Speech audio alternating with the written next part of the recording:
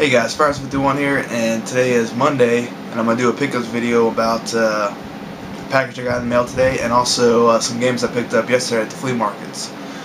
So let's get started off, and we'll start off with the flea markets first. So I went there yesterday. It was blazing hot. When I got this morning, it was you just felt the humidity hit you right away, and I tell you what. It was not pleasant at all, and it was foggy in the morning though. It was kind of weird though, because usually it's not foggy here. But as I was driving through on the highway, it looked like the world was boiling. Like it was just steam coming up because the sun was out, and it just looked like it was boiling the earth. But actually, I was just driving through some fog. I almost recorded because I never seen anything like that before.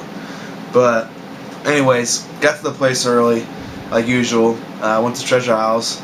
And did not see the fat ass there because at Sunday I think he goes there on Saturdays. And not saying that there's no good deals there on Sunday, but probably Saturday's probably still the best day to go. But I did get some games. So the first booth that I got to at the flea market that had some games there, or whatever, was actually a woman who was unloading her car with her husband, and she had a box on the ground that had a Super Nintendo on top of it. So, I looked up to Super Nintendo to see if there's any games underneath of it, And I found 3 Sega Game Gears. A little bit odd. Usually, it seems like a high quantity of Game Gears for someone to have who's not a reseller. But I'm pretty sure they weren't resellers. I mean, they were definitely just your average day garage sellers. So, I asked them, like, have any video games, or if, that's just the consoles they got. And she turns to her husband, and the husband turns to me and asks, well, what kind of games? Did I just say, do you have any video games? Like, any games. And it always kind of pisses me off about this. It happens a lot at garage sales. And, I kind of understand, like, they want a little bit more information, like, oh, I only got this kind of system, or I have only these systems. When I say do you have any video games, I literally mean any video games. And when they ask, like, well, what kind of system? And then I say any, and then they say, oh, we don't have any. Then why the fuck did you ask me what kind of games if you don't have any to begin with? So, and that happens way more often than it should happen.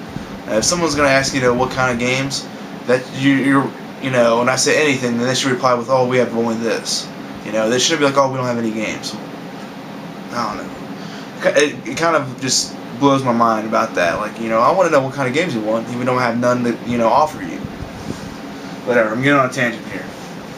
So anyways, he says he has 13 Nintendo games, and he's going to put them on the booth when he's, set up, And I understand that. I wasn't going to try, like, well, can I see him now, whatever. And I'm not going to be an ass, So, went on my way. I'll come back, later on, once he's set up.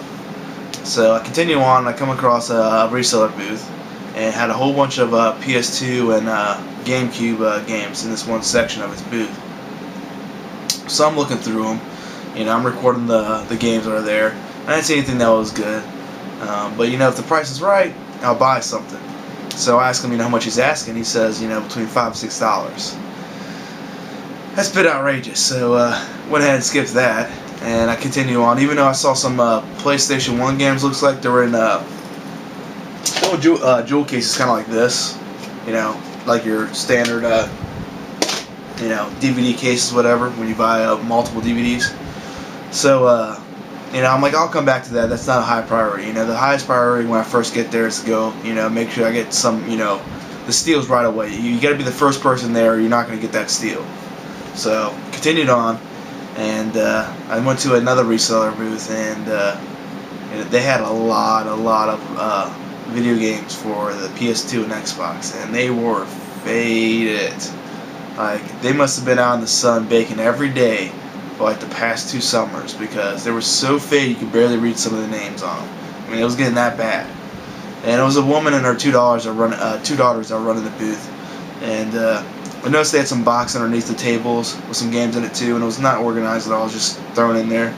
And I saw what looked like to be a Genesis game.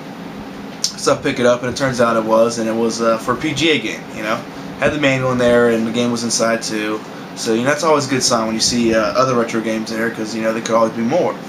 So, once I got the little hint that there's Genesis games in the bottom of the boxes, So I started searching through all the boxes, and sure enough, I found another Genesis game, one I wanted to buy. So I go to the lady and I ask, how much you want for your video games? Just a general question. And she says, $4 to $5.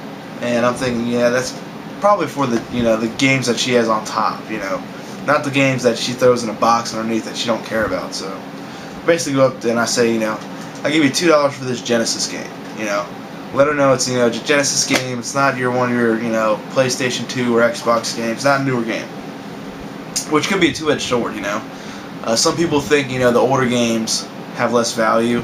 But then again, the exact opposite happens too. There's some people who think they have a gold mine in their attic or basement because they have Pac-Man for the Atari 2600. That's a collector's item right there. Yeah, it's worth 50 cents, dude. They're everywhere. For some reason, it's always the Atari that gets this. Oh, it's super rare. It's so old. They're everywhere, man. They're everywhere. But for some reason, Genesis doesn't carry any kind of value to it. It's like the Nintendo does. But anyways, she said she'd take the $2 for it, so I bought it. And it is Aliens 3. I don't know if you saw that earlier. And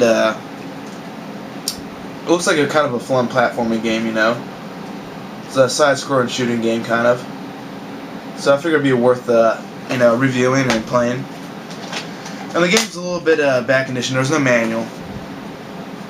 As you can see, it's kind of I don't know, this looks a little bit doll-like. And it's got some tape on the side, and it's got some part of the manual, or the part of the label missing.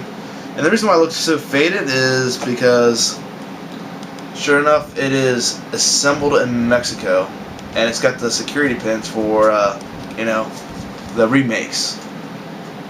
But it has all the pins, though, so. But the back of the game does not have any telltale sign that it was the actual remake box, so maybe they just put the remake game in the original box. I don't know, because usually the remakes are made into the cardboard boxes. So who knows how that came about? But either way, $2. I'm happy to have it. So I continue on, and I come across another booth, and it was an old couple, 70. They're 7 years old. This old couple, and they got this shallow tube.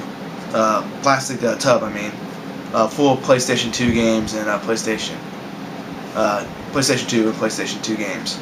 And there's about 20-25 games. So they got a lot of games there. More than they would want to bundle with the system, I would think. That's a lot of games to bundle. So I go through the games, see if they got anything good. There's nothing really good, no heavy hitters in there. But I did find a game I wanted, though. And it was a kind of like a Namco museum kind of game. But it wasn't Namco, it wasn't Atari Greatest Hits or anything like that. It was some other kind of, collection of old games. And I saw Sega on there, so I'm thinking Sega must have made it, so maybe it's a collection of Genesis games, That'd be pretty sweet to have. So, I asked the lady, how much you want for your PlayStation 2 games here? And she says, well, we're selling it as a bundle. Okay. Well, I said, you got 20 games here, you could probably get away with selling one game and still sell everything for the same price. And I hold the game up showing them, they can look at it, it's it's not a, God of War, it wasn't Final Fantasy, it's not a, Grand Theft Auto, no big heavy hitter here, it's just some random game. And, it's not going to be missed in the, the bundle there. But, of course, the man speaks up, it's if you want the game that bad, $10. No, I'm not going to buy a PlayStation 2 game for $10. What the fuck? And, I just left it as that. I even try to, say, you're bundling a lot of games. I wasn't willing to argue with it. The man was pretty much set in his ways. You kind of pick up on that. So I just put the game down and just walked away. I guarantee you they didn't sell that system. I should have asked how much they wanted for the system, just to see how badly priced it was going to be.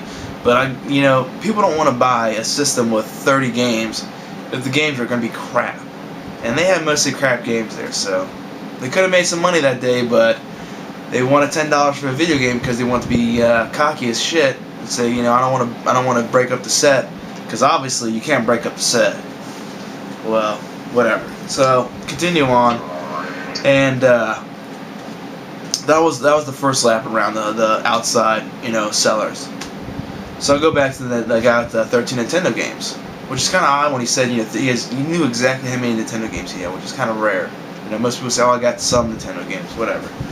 But he knew what he had, and they're in really good condition. They're obviously his personal collection that he had, and they all had the black sleeves in them. And I'm going through them, and you know, I noticed they're really good condition, and a lot of them are actually good games. You know, he has some decent games in there. So I'm asking him, you know, how much you want for your Nintendo games here, and he says, you know, $5 a game, which is, you know, it's a bit steep, but actually a couple of these games in there were actually on mark with $5. But you know, I thought I could get them down like $4 a game, and but I wanted to get multiple games. I wasn't want to buy one game. So if I'm gonna buy multiple games, I'm gonna get a better deal. So I'm thinking I'll get 3 games. You know, 3, 4, 10. You know, I wanted to get close to $3 a game because it's worth it. I mean, the quality of the games are worth that easily. And it always kind of, I was just thinking about, you know, I don't even try to go for 3 for $9. It's just an odd number. You know, you got $1, you got $5, you got $10. You know, those are the big numbers you do. You never go up to somebody and say like, oh, I'll give you 75 cents for this game. And more likely they'll probably say no, I want $1 because what's a quarter to you, you know? So I was just thinking about the other day, you know, how it's odd how, you know, everything's got that same kind of, you know, rhyme and reason with gaming, you know, prices, you know, $5 a game, 2 for $8, you know, 3 for $10, you know, stuff like that. But anyways, here's the games I picked up. So the first game I picked up, I actually don't know. I never played it. I'm pretty sure I've heard of it. It rings a bell in my head, you know, but I don't know anything about it. Went off the cover art alone. And that's Gauntlet 2. And it looks like an RPG game. You know, you got the warrior, and you got the wizard, and you got the woman who, you know, whatever she does. And then you got the Robin Hood wannabe, you know, the archer guy. So to me that looks like an RPG game. So I'm definitely going to pick up an RPG game for Nintendo for like, you know, close to $3. It's in really good condition too. Next up, I picked up a awesome game, Teenage Mutant Ninja Turtles, the arcade game. And if you guys don't know about this, you know, maybe, I don't know, there's quite a few young guys who are collecting games now.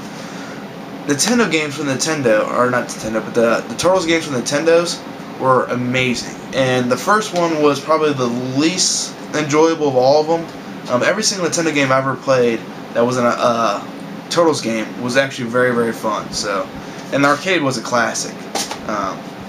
So it's definitely a pickup if you see it. And then lastly, I got here is a game from my youth. When I got my Nintendo for Christmas, my mom got me Marble Madness, Goonies 2, of course it came with Duck Hunt, and I also got Metroid. And I tell you what, this game is just so awesome. It's hard to describe, and it was so monstrous. The board was just so huge. I never did beat the game, and I'm not sure what happened to my Metroid copy. I guess it went to a friend or something. I don't know if I traded it when I was a kid, but I lost it. Oh, I forgot. I also got a Dodgeball. That was one of my first games I ran too. So I had a nice little collection of games to actually start off my Nintendo collection when I was a kid. And I'm really excited to get Metroid back. That was on my list of Nintendo games I wanted to get when I first started collecting because I want to beat that game finally. Now that there's the internet, I can have walkthroughs to figure out what the hell I'm doing because I used to get lost. I mean, if you play the game, don't use any kind of walkthroughs or anything and see how far you can go before you like, this place is fucking monstrous. And I remember looking at one of the maps online, and I'm like, oh, I remember this level, I remember this area and this area. Yeah, and there's like so many hidden paths, and some of them, like, once you get to there, you're kind of stuck. You have to die. So it's kind of weird. But it's an awesome game. So if you ever come across it, you know, everyone knows about Metroid and Zelda, but, you know, the original Metroid, definitely a pickup. So I'm going to stop here, and I'm going to continue on in the second part with some more pickups from Flea Market and also the mail order I got today. So check that out.